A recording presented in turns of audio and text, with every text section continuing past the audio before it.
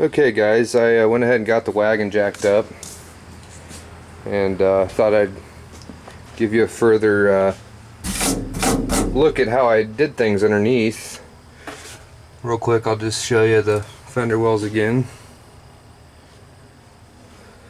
You can see where I cut the frame out right here. See how wide it is? It's super wide. I think I cut 3 inches actually out of the frame and then added a 4-inch strip here to overlap. And welding all this is probably unnecessary, but it's real stiff, real strong. I think I used 14 gauge. I could have used a lot thinner, but it's what I had. So, it is what it is. So I'll go underneath here and we'll start from the back and I'll show you guys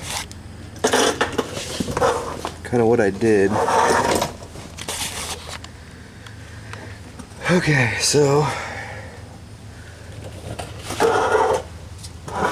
for the fuel cell, I basically, you can see where I took a plasma cutter and cut the stock trunk floor out, and I made a frame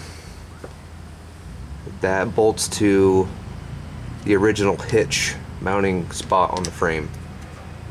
I just had some random gussets laying around, just kind of threw it together. It's probably all overkill, but I don't care.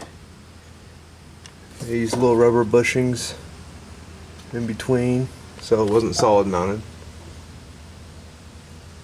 It's 11 gauge, 1-inch square tubing. And back here, I had brackets made, 1 5/8 brackets at work, 1 5/8 reed. This is 1 5/8 tube. It's the same stuff I use for my roll cage DOM tubing.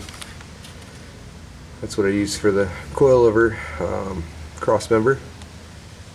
So that's the fuel cell frame. I got a cross member going across here.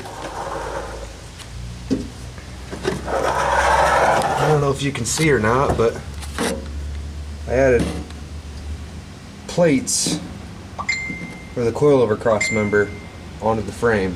So I welded big plates. Well, they're not big, but they're 11 gauge plates welded onto the frame for extra support for the coilover cross member. More surface area for everything to work off of. So that's basically how I did that. You can see where I cut. I still probably need to clean this up a little bit, but you get the idea. On the inside it's all polyurethaned and painted and stuff. So okay, so this 488 was out of a Ford Explorer. I cut the axle tube down to equal lengths. I found Moser axles used, 33 spline gun drill Moser axles used on Facebook Marketplace, and they just so happen to be the perfect length.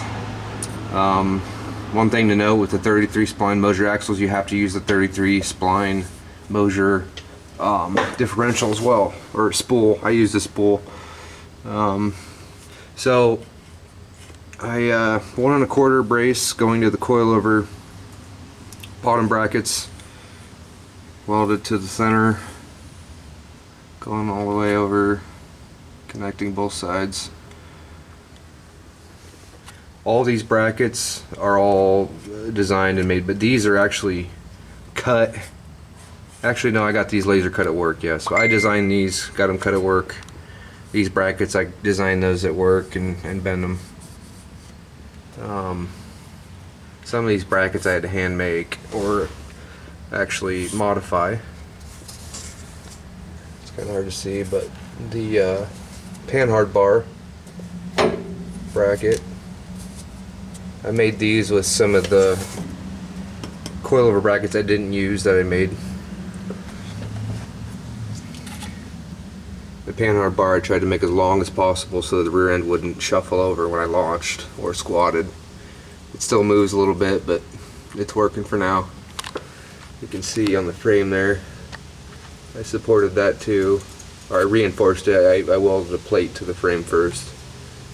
And that part of the frame is pretty thick. It welded real nice. Very stiff. All these heim joints, all these heim joints are off eBay. Pretty cheap, good brand. Good quality, I should say. You don't want to use the threaded tubing, or you don't want to thread the tubing. You want to buy the bungs, because the threads can rip out, from what I was told and what I've read and from what people have told me. Axle tubes were welded. I just use my MIG welder, and they seem to weld pretty good. So the ladder bar brackets here, you can see I boxed those in. That's really important to do. I have a 6-inch spread from the lower bar to the upper bar. I wish I would have went with like an 8-inch spread, but seems to be working good. A narrower spread's going to hit the tire harder. So you don't want to go too short with that spread. Alright, let's get on to the fun stuff here.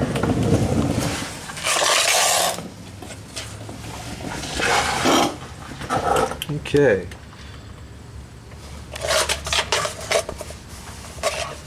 Get this light. You guys can see better. Okay. So you can see I made my ladder bars. All handmade, one little bend up there. And some guys like to triangulate them. That works too. You can't ever overbuild a ladder bar, in my opinion. Welded here. I made my own safety straps. You're supposed to have safety straps. They're good to have anyways. These brackets here were literally handmade. I cut them with a plasma cutter, drilled every single hole. Had to match all 4 up together. That was a pain in the ass. I should have had those cut at work, but at the time, for some reason, I couldn't.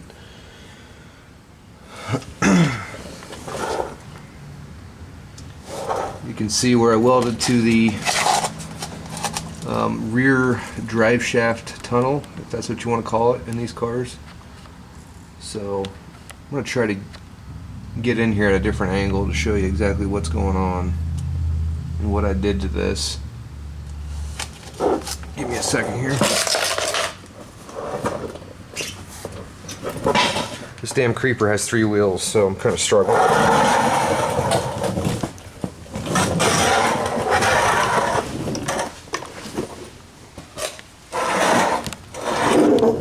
Okay. Alright. Okay, so basically what I did here was my ladder bar brackets in the front here. I started trying to weld them to this cross member here, and the steel was blowing through real easy. I was eventually able to get it to weld okay, or I guess get enough weld on there, but I still wasn't liking it. So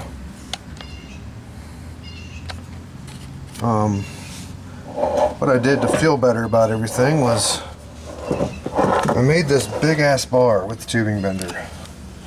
It goes all the way across, and you can see what I did here.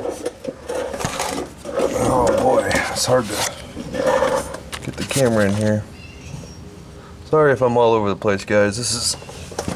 Probably should have got the car up a little higher, but you can see those brackets I made.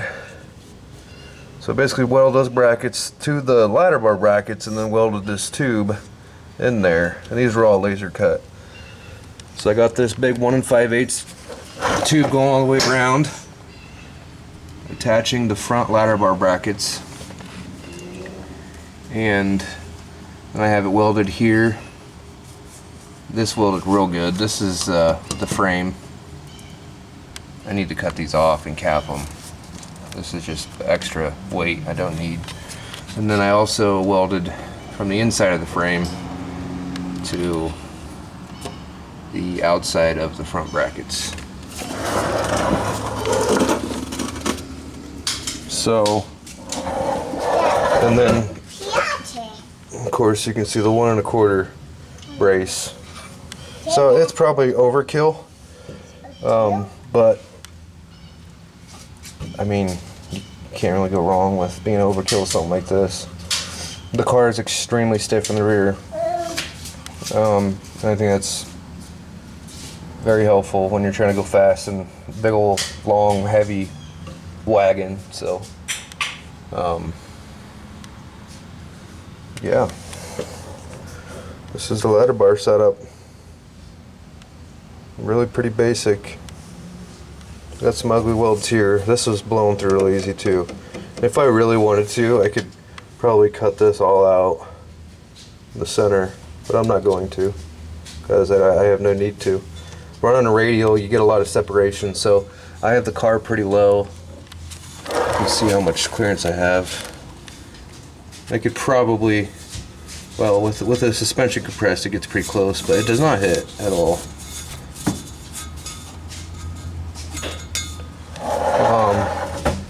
So yeah, that's plenty of room for my shock extension on the hit.